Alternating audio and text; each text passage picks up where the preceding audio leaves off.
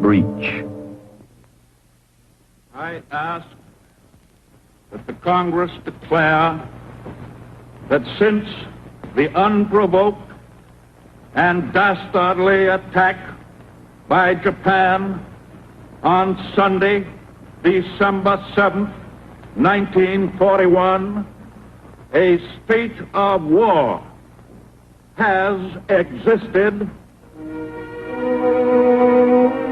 President Roosevelt speaks and the Armed Forces Act. Naval Secretaries Knox and Forrestal put into effect war plans previously prepared in the event of national disaster. One of the Navy's primary duties is the enormously complex task of funneling the means of survival to our forces and allies overseas. Shipping must be found and assembled, convoys organized, and cargoes assigned. But first, orders, directives, requisitions, and more orders. Orders to shipyards, orders to bases, orders to railroads, and orders to America that her factories and workers might begin producing in quantities the boldest economists never dreamed of, that the Axis leaders never dreamed of either. Fulfilling the orders is only the beginning.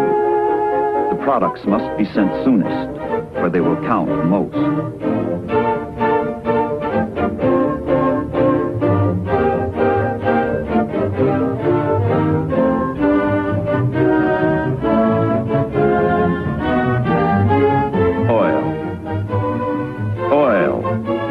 Blood of the machine age is democracy's greatest material asset.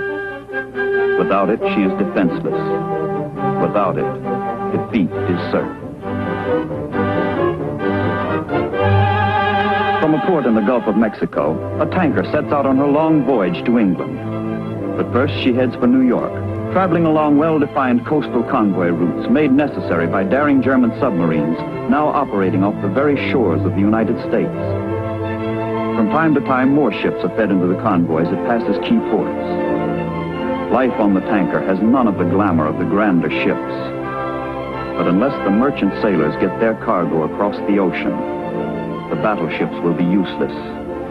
The carriers might as well be scuttled. She's a dowdy old girl, the tanker, but she's the queen of the convoys.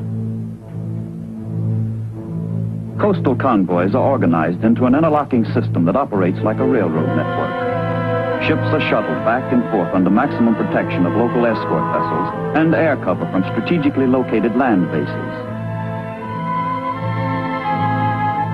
Navy PBYs roam the air in predetermined patterns in the convoy areas, ready to warn the ships or attack the U-boats. But the wary subs are seldom sighted. Far more often, what the PBYs spot is the work of the unseen enemy.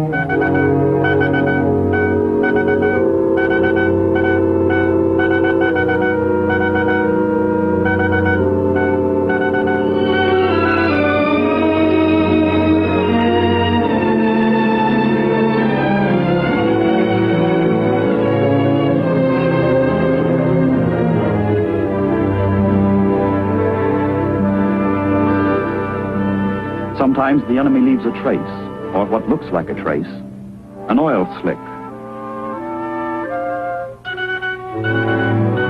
The warning goes out at once, and a smoke bomb marks the spot.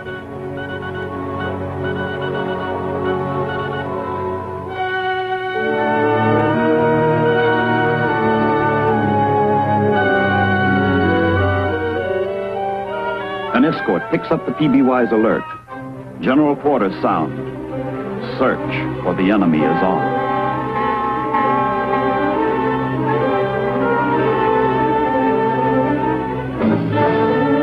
The sonar man seeks the underwater echo that will betray the sub's position.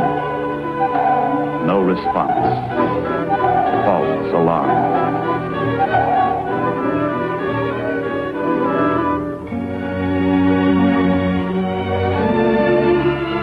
coast, cities keep their peacetime lights glowing until they learn how this benefits the enemy. The lights are beacons for the lurking U-boats.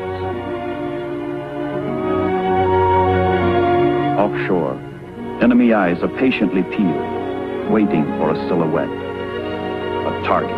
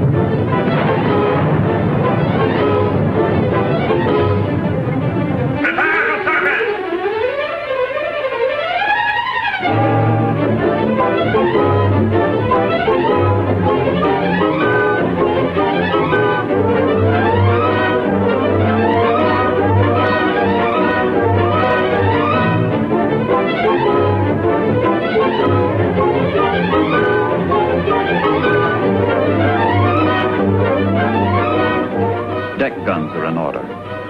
So bold have the Germans become, they dare to fight openly on the surface, a few miles off Main Street, USA.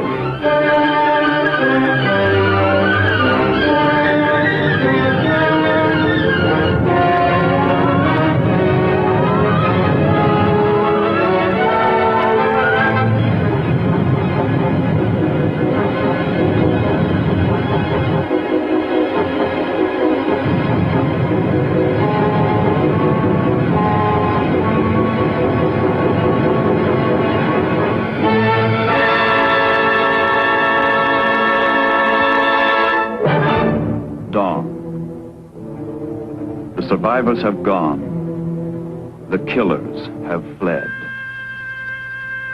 A few random traces in the indifferent sea show a convoy has passed. A submarine has struck.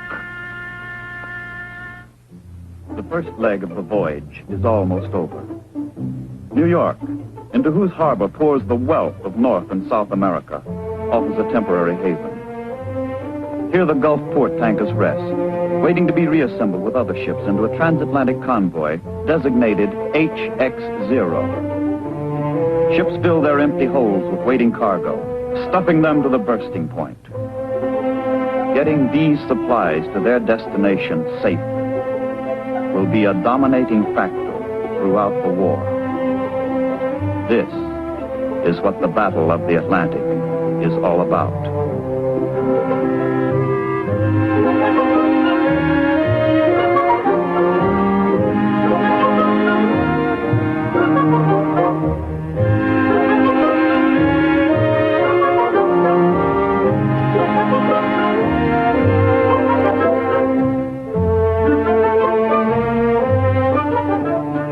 The operation of a convoy requires organization, seamanship, and a knowledge of the enemy.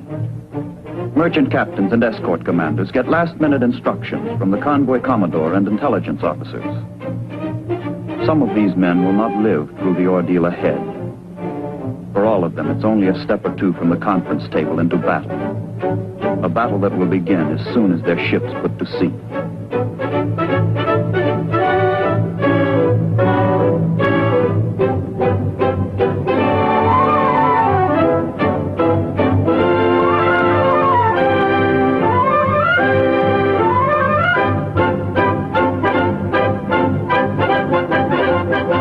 Nothing is left untried to give the convoys protection. From their Lakehurst, New Jersey base, the Navy's lighter-than-air ships cover the convoys it puts to sea. The stately blimps lolling overhead are a comfort and a reassurance to the sailors below as they head into the unknown.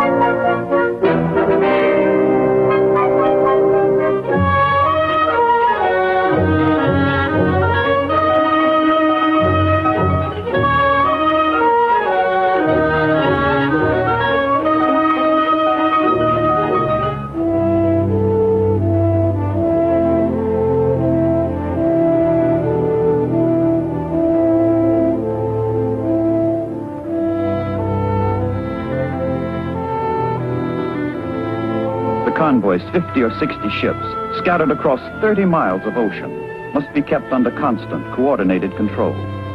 The course zigzags to baffle submarines, and precise navigation keeps all ships moving in unison, according to a prearranged timetable and pattern.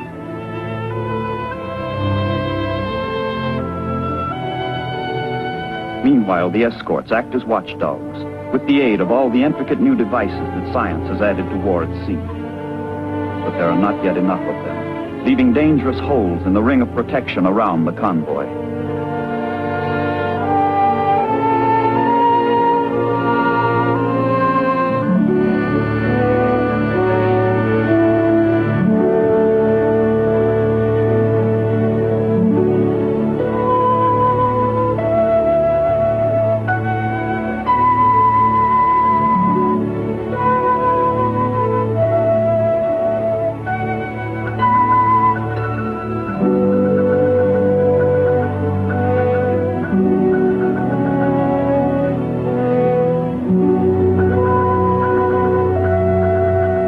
Each captain is responsible for maintaining his ship's proper speed and position. The strain of maintaining station never ceases. The ship that straggles behind is doomed. But for the sailors off duty, shipboard life takes a deceptively normal course until it is their turn to go on watch again.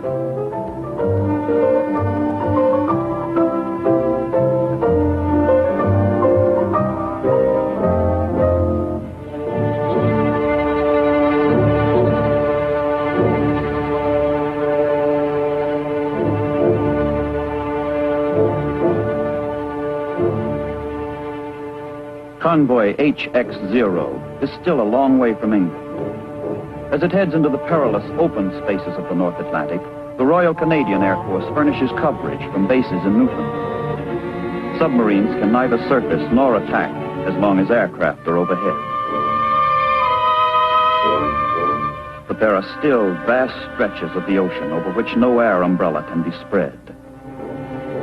In this fatal gap, the convoys are almost helpless. The U-boat, almost invincible. Fog, the ancient curse of mariners, intensifies all hazards of a hostile sea. The convoy must slow down, a dangerous, desperate measure. Reduced speed favors the enemy, but collision would be disastrous.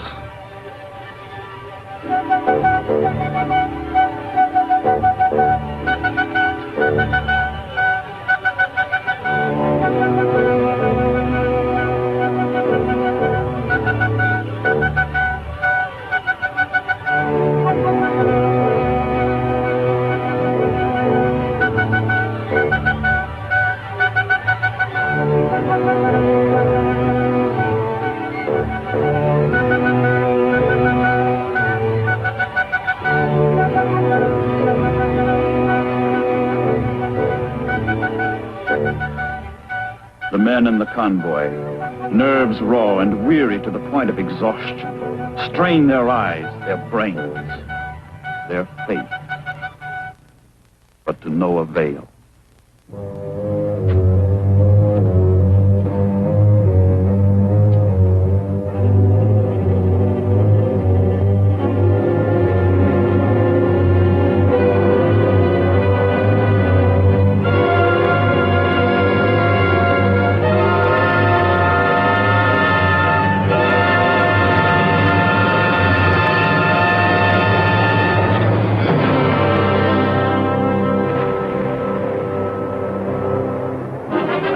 Ship signals the convoy to proceed while she tries to locate the enemy and counterattack. But the battle-wise German seamen know what to do. Submerge. Head for the bottom. Cut the engines. Sweat out the depth charges.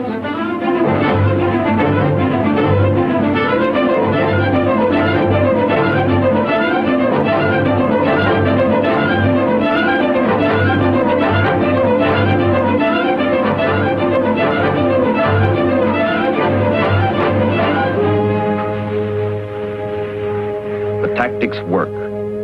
The escort loses contact and gives up. The German is safe.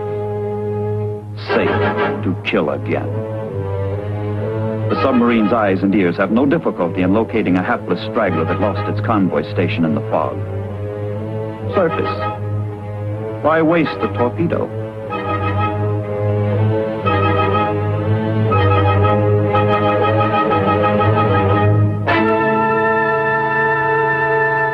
The ship's armed guard has pathetically little with which to resist. But they fight back with all they have, ship to sub, gun to gun.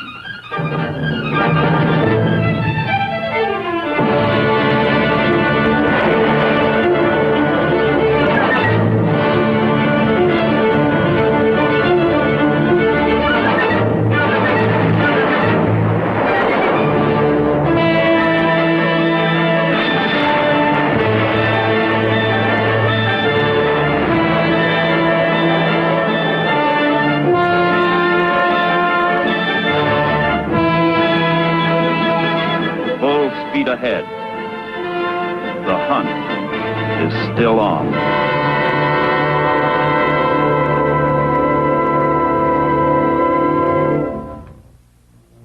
The wounded convoy shuffles along its agonizing course. Tired lookouts and signalmen help pull the convoy together. And as the ships head into more northerly latitudes, the weather will become worse, rendering detection gear less effective as the sea takes over.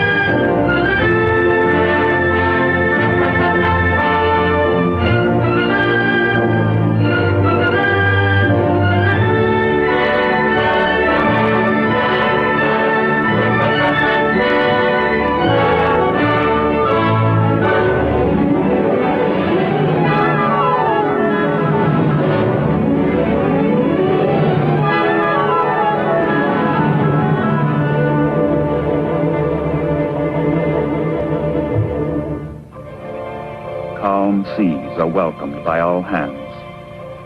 Seasick sailors can hold up their heads. Those sore from the buffeting can relax. Everyone can dry out. All hands eat hot food again. Clear skies bring relief, and the men tend to forget the enemy. But their captains know this is folly. There is no safety in these waters. True, the convoy is closer to England, but it's also closer to German air bases. Now the enemy is over the ocean as well as under it. Scouting planes are constantly searching for Allied convoys, eager to spot one and radio its position, course, and speed back to base.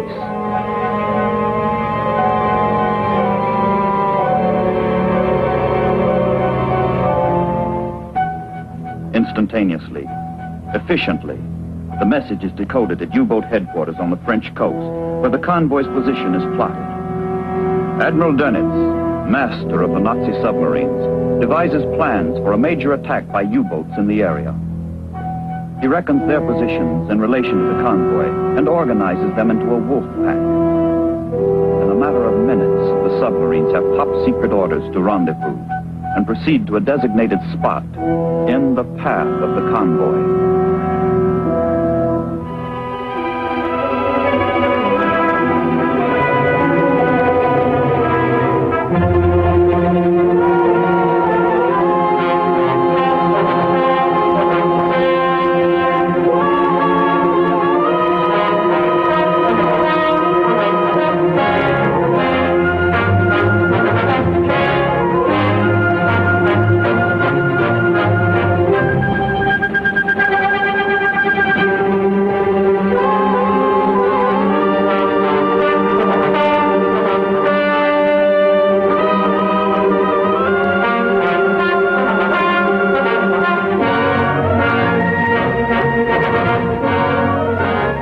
of the pack scans the horizon for the convoy. Interception is perfect. Prepare to submerge!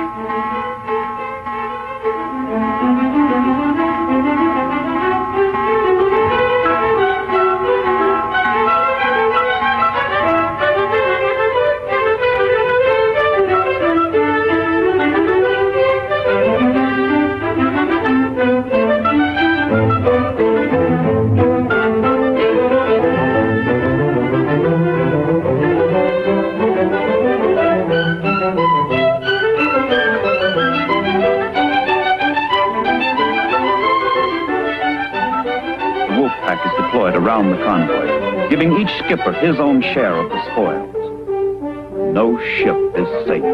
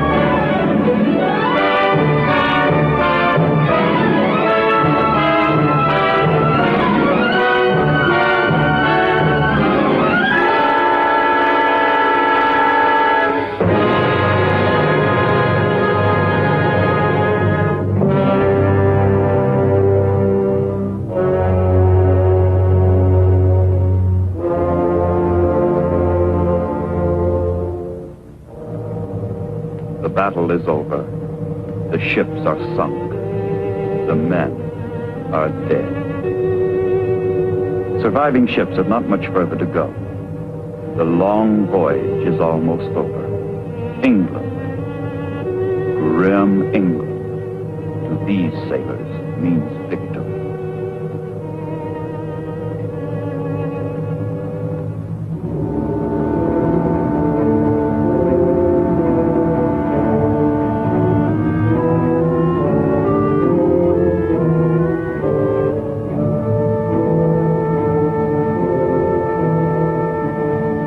Victory in the Battle of the Atlantic.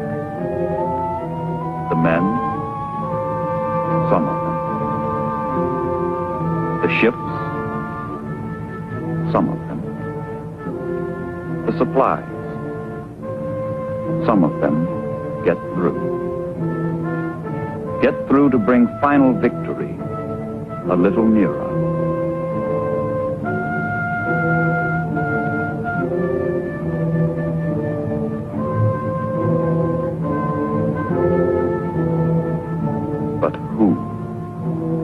Can measure the cost.